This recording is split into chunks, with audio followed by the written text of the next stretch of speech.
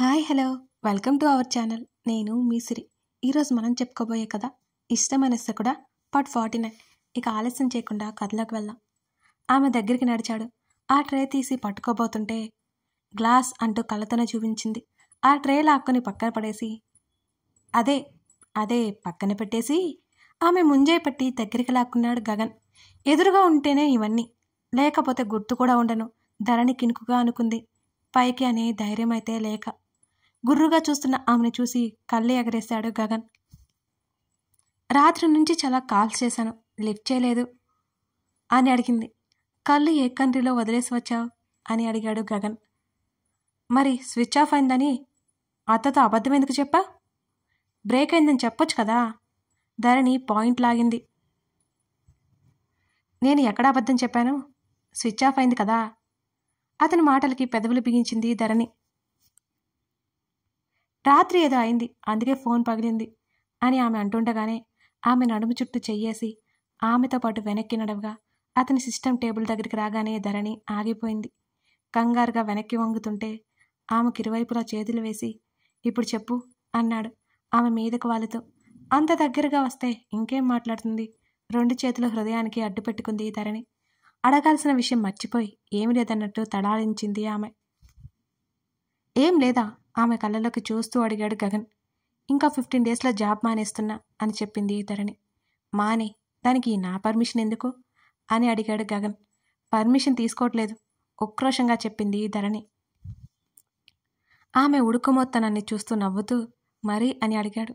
పెళ్లి గురించి అందరికీ చెప్పు మరి అడిగింది నెమ్మదిగా. చేసుకుందాంలే, తొందరేముంది అంటూ అతని ముఖాన్ని ముందుకు తీసుకొచ్చాడు గగన్. అలా అంటే ఎలా? ఈలోపు మీ అమ్మమ్మ ఏదో ఒకటి అంటుండగానే ఆమె మెడవంపులో ముద్దు పెట్టుకున్నాడు. ఆమె ఇంకా వెనక్కి జరుగుతుంటే అతని చెయ్యి ఆ టేబుల్కి ఆమె నడుముకి మధ్య చేరింది. అది అర్థమై ధరణి జరగబోయింది. అతను జరగనిస్తేనే కదా. అతని చేతి మీద ఆమె బరువు పడి నొప్పి వేస్తుందేమోనని ఆమె భయం. వెంటనే ఆమె నుంచి వెనక్కి జరిగి జ్యూస్ గ్లాస్ ఆమె చేతికి అందించాడు. నెమ్మదిగా కళ్ళు తెరిచి చూసింది. అతను తీసుకున్నాడు. ఏం చేశాడో తెలియదు కానీ శరీరం అంతా చలి పాకినట్టు అనిపించింది ధరణికి. రెండు చేతులతో ఆ గ్లాస్ గట్టిగా పట్టుకొని సరిగ్గా నిలబడింది. అలాగే తాగుతూ పెద్ద పెద్ద కళ్ళతో అతన్నే చూస్తుంటే ఏంటన్నట్టు చూశాడు గగన్. నెక్స్ట్ మంత్ నా బర్త్డేకి అమ్మ డాడీ వస్తారు. అప్పుడు అందరం టెంపుల్కి వెళ్ళాలని చెప్పింది. నువ్వు వస్తావా అని అడిగింది చాలా ముద్దుగా ధరణి. అతను మళ్ళీ ముందుకు రాగానే నీళ్ళుక్కుపోయి నిలబడింది ఆమె. ఆ రోజు నువ్వు వెళ్ళట్లేదు అనగానే కళ్ళు పెద్దవి చేసి చూసింది. ఈసారి వెళ్ళకపోతే మా అమ్మ చంపేస్తుంది. లాస్ట్ టైం కూడా నేను వెళ్ళలేదు, మరీ చెప్పింది అంది ధరణి. అయినా సరే నువ్వు వెళ్ళని అవసరం లేదు, నీతో పని ఉంది ఆమె కళ్ళలోకి చూశాడు గగన్. అతని చూపులు కలపలేక తడబడింది. ఏం పని? దిక్కులు చూస్తూ తడబడుతూ అడిగింది. ప్రిపేర్ అయ్యుండు అంటూ ఆమె చెంపతట్టి వెళ్ళిక అంటూ మొబైల్ తీసుకుని హా రాజా అని మాట్లాడుకుంటూ వెళ్ళిపోయాడు గగన్.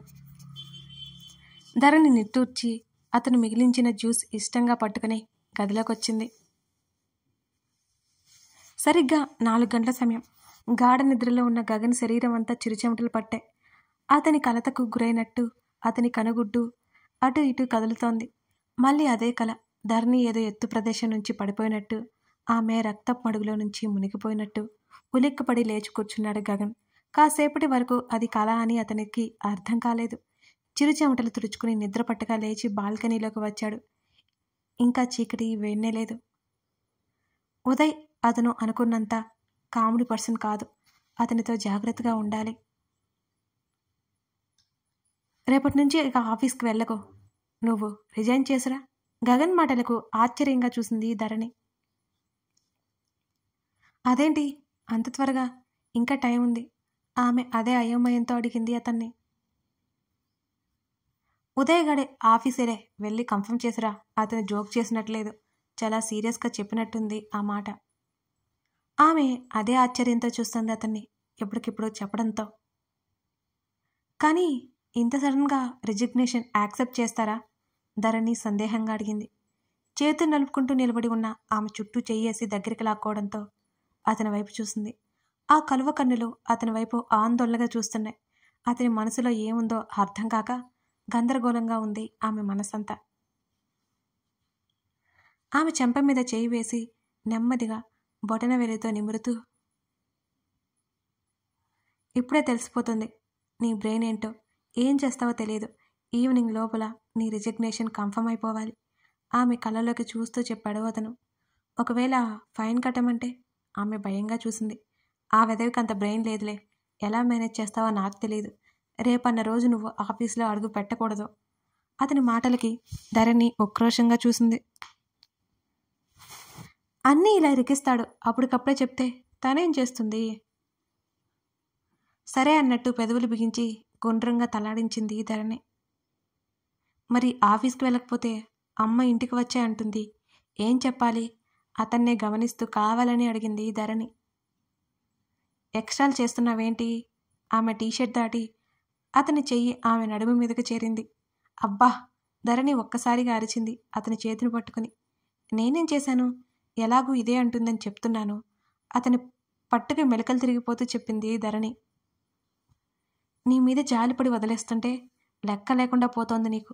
అతను మాట్లాడుతూనే ఆమెతో పాటు బెడ్ వైపుకి అడుగులు వేశాడు.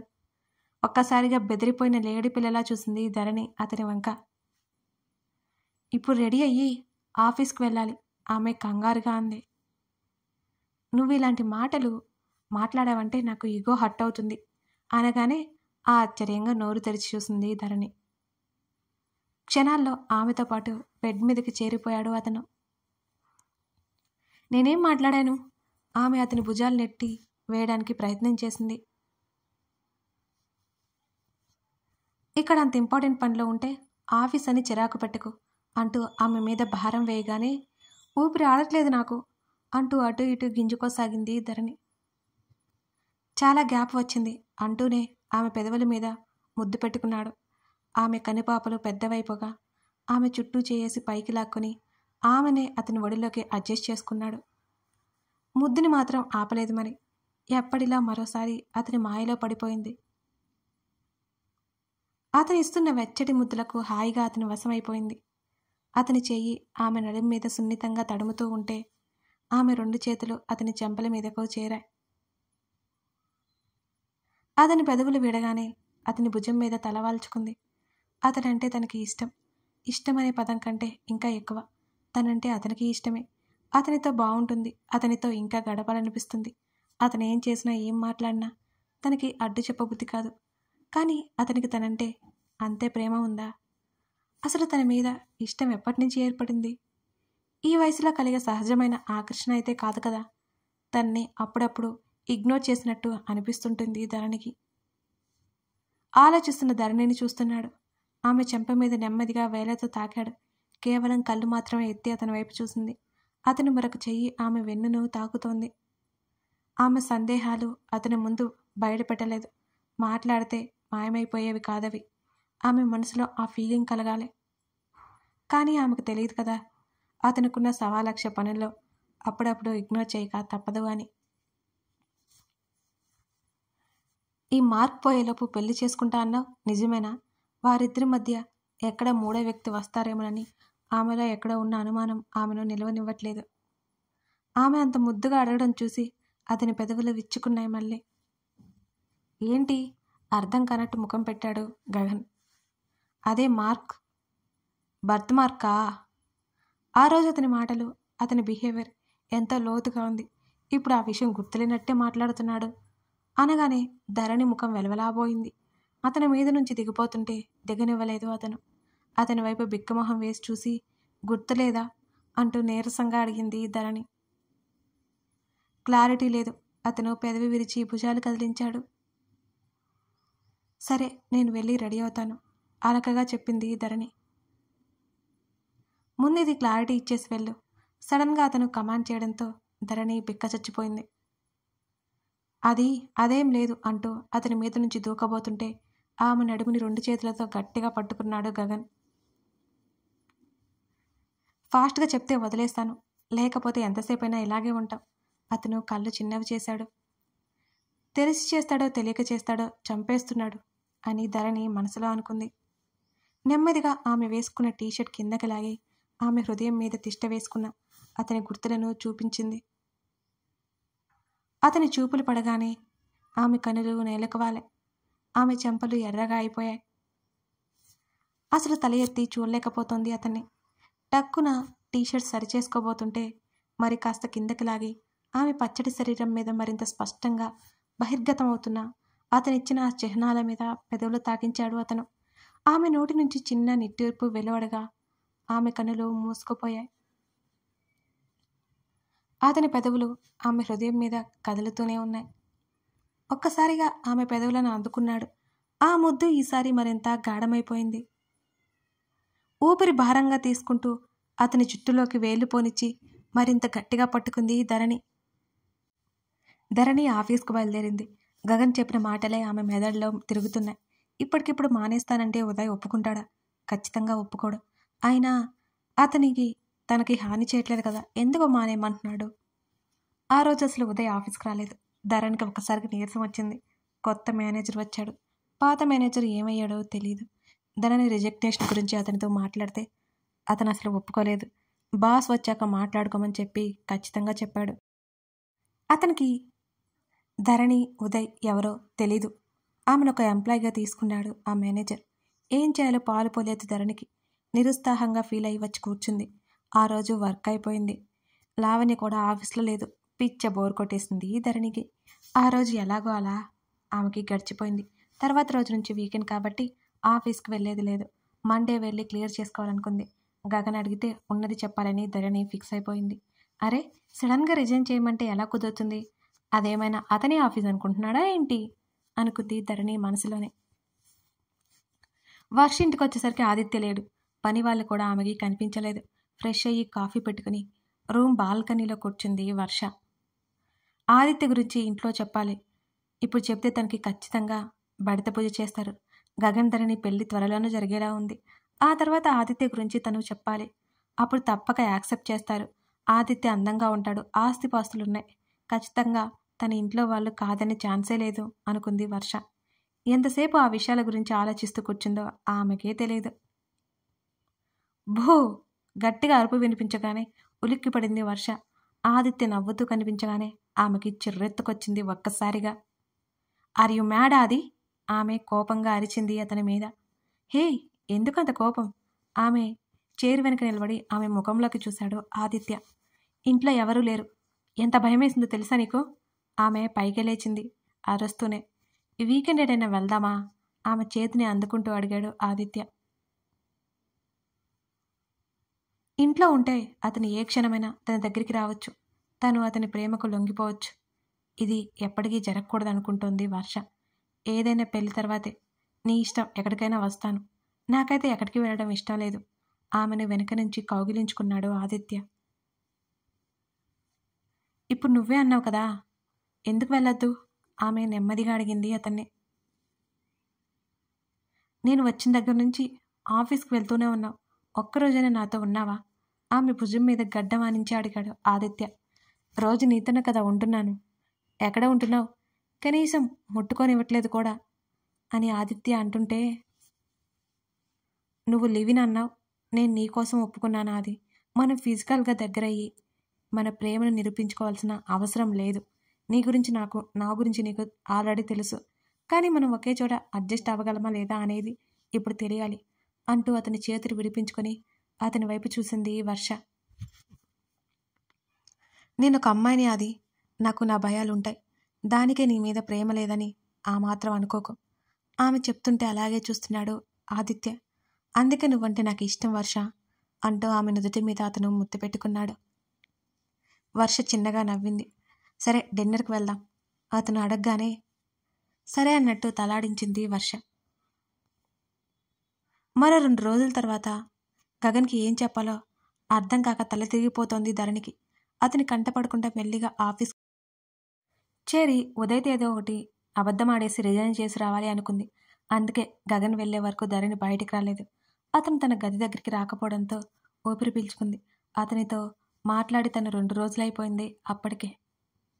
అతను ఆఫీస్కి వెళ్ళిపోయాడని తెలిసాక ధరణి ఆఫీస్కి వెళ్ళిపోవడానికన్నట్టు బ్యాగ్ తీసుకుని బయటికొచ్చింది ఆమె. కార్కి ఆనుకొని నిలబడి ఫోన్ మాట్లాడుతూ కనిపించాడు గగన్ బయట.